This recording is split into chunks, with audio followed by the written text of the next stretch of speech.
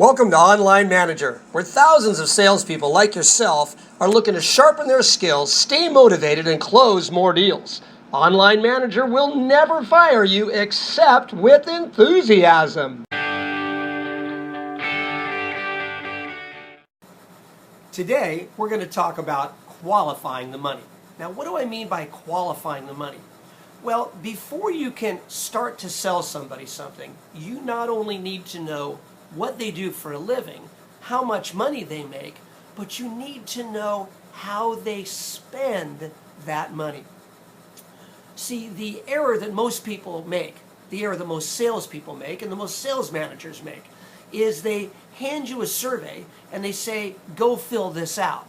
So on that survey, we find out what he does for a living, what she does for a living, and then we hesitantly ask them, could you check off how much money you make? So if I were to fill out a survey, I would check manager, and I would check $200,000 plus per year.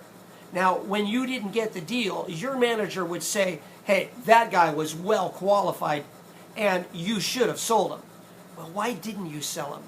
Well, you found out how much money he makes. You found out what he does for a living. But here's what you didn't find out: how he spends his money. You didn't find out what he spends his money on. And that is the important thing to know. So here's a little tip. This is what I do. This is what has worked for me, and this is what has worked for most of the people that I've taught it to. So in conversation, while you're having breakfast, while you're filling out your survey, while you're just in a friendly mood. See, the basis of sales is a conversation. The closer you can get to your client, the closer you're going to get to a sale. I ask them this. I say, hey, if you don't mind, I'm asking all of my clients every morning, what do they drive? You see, I'm in the market for a new car and I don't really have the slightest idea what to buy. So do you mind if I ask you what you drive? See, what someone drives is very, very important. You spend an awful lot of time in your car, and that car costs a lot of money. So what you drive and how you bought it has a huge bearing on whether you're qualified to buy my product and how I should go about selling you my product. So what do you drive? Oh, you drive a truck. Why did you buy a truck? Oh, I see, because you're a carpenter. And so did you buy the full-size truck or did you buy one of those crew cabs? Oh, well, I see. You bought the full-size truck because you needed to put the whole sheet of plywood in. Well, what about your family? Oh, the other car that you bought for your wife. Oh, that's a BMW. Oh, okay. So you have two cars, one for your wife for the family and the other one you use for business. So a question I just kind of asked because there's so many options.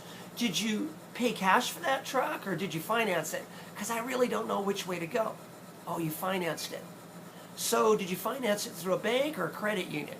Because I heard credit unions are a really good deal.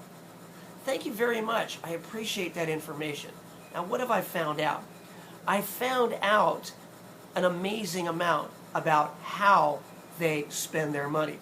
See, if you were to look at my survey and be interviewing me, you would put down I was a motivational trainer and manager, and that I make over $250,000 a year. And when you didn't get the deal, the manager that you told you didn't get the deal to would be very upset and say, hey, that guy was well qualified to buy this. Why didn't he buy it? Well, here's why he didn't buy it. You didn't ask me how I buy. See, if you were to look at my garage, you would see what I buy and why I buy it. You'd see all the motorcycles, you'd see all the dune buggies, you'd see all the race trucks, you'd see all the surfboards, you'd see all the skateboard collections, you'd see all the things I spend money on. You see, I spend money on fun.